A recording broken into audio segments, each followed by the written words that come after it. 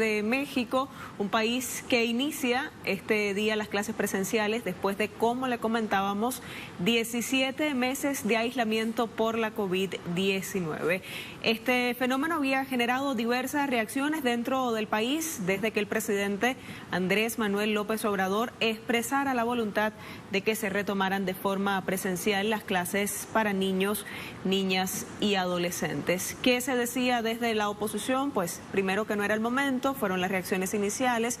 También hubo respuestas del comité de padres y también de los sectores vinculados a los gremios educacionales. Ellos también han tenido reacciones durante esta jornada al inicio de clases. De eso precisamente nos tiene detalles nuestro corresponsal Eduardo Martínez, una jornada que ha estado además signada por los impactos de los fenómenos climatológicos que han azotado al país centroamericano en las últimas jornadas, y eso también de alguna manera influyó en la apertura de algunos u otros centros educacionales. Pero todas las precisiones las tiene a esta hora nuestro compañero Eduardo Martínez. Con él ya establecemos contacto. Eduardo, tratemos de escucharte esta vez.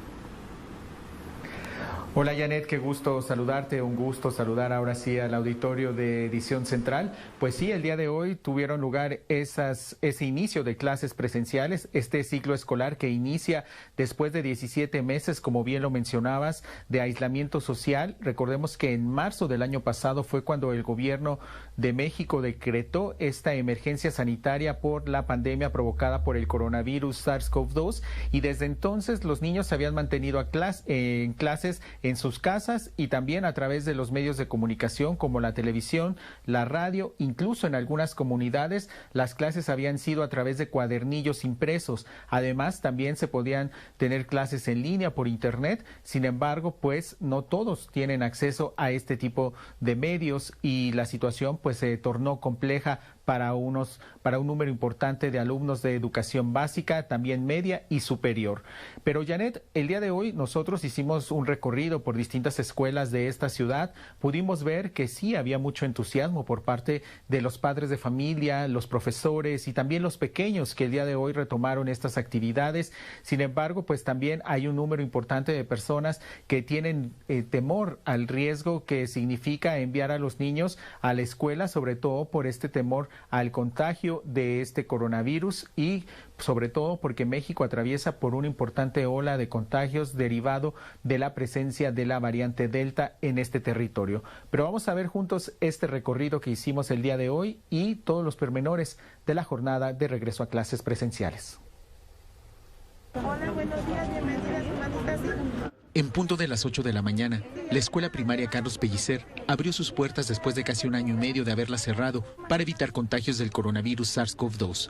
Preocupados por la evolución de la pandemia, madres y padres de familia acudieron al llamado de las autoridades y reprocharon a quienes se resisten al retorno presencial de los niños.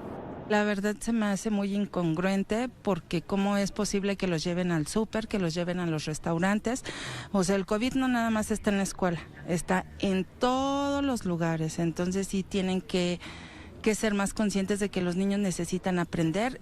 Tomar la decisión no fue sencillo para las familias, quienes conocen de los riesgos que implica la convivencia en medio de la tercera ola de contagios por la presencia de la variante Delta. Platicamos mucho con ella en la cuestión de cómo debe de cuidarse dentro de la escuela, indicándole todos los puntos que tiene que seguir y principalmente pues decirle las consecuencias, ¿no? de lo que puede pasar si no se cuida. Los profesores se declararon listos para comenzar el ciclo escolar 2021-2022 bajo estrictas medidas sanitarias, mismas que deberán acatar para garantizar la salud de toda la comunidad escolar. La escuela es un lugar seguro. En la escuela estamos con protocolos, estamos utilizando agua, jabón, en su mayoría gel para algunos momentos. Las actividades están privilegiando al aire libre. Estamos implementando en los salones un aforo máximo de 15 alumnos para mantener la distancia y obviamente sabemos los maestros que si cuidamos de los pequeñitos nos estamos cuidando de nosotros. Unos 25 millones de alumnos de educación básica estaban llamados a presentarse a sus centros educativos. Sin embargo, el gobierno del presidente Andrés Manuel López Obrador subrayó que la decisión de asistir es voluntaria e insistió en que el retorno a las escuelas evitará mayores daños. Es un centro de convivencia. La educación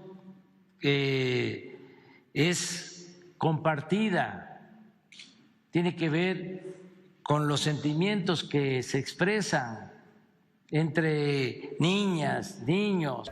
En 5 estados, la Coordinadora Nacional de Trabajadores de la Educación mantendrá las clases a distancia, al considerar que las condiciones en las escuelas son insuficientes para recibir estudiantes y si se toma en cuenta que el 23% de los planteles carece de agua potable. Sobre la evolución de la epidemia de COVID-19, el país acumula 3.3 millones de casos confirmados y 258,000 fallecimientos desde marzo de 2020. 7 estados se mantienen en color rojo del semáforo epidemiológico, 17 en naranja, 7 en amarillo y 1 en verde. Eduardo Martínez, Telesur, Ciudad de México. Janet, pues como vemos hay este panorama para el regreso a clases y como bien lo mencionabas, también en algunos estados que fueron afectados por el paso del huracán Nora, ahora ya convertido en una depresión de baja, es decir, que ya no tiene ningún peligro de convertirse en ciclón. Por ahora estamos hablando de que en el norte de Nayarit, por ejemplo, en 4 municipios los niños no podrán retomar estas clases presenciales porque las escuelas resultaron dañadas.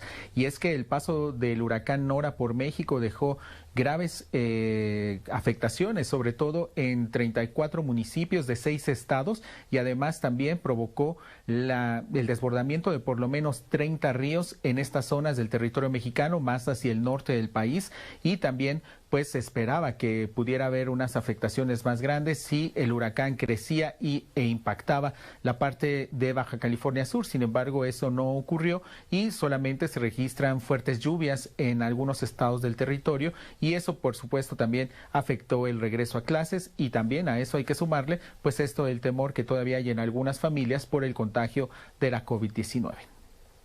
Muchísimas gracias, Eduardo, por todos los detalles. Buenas noches para ti, compañero.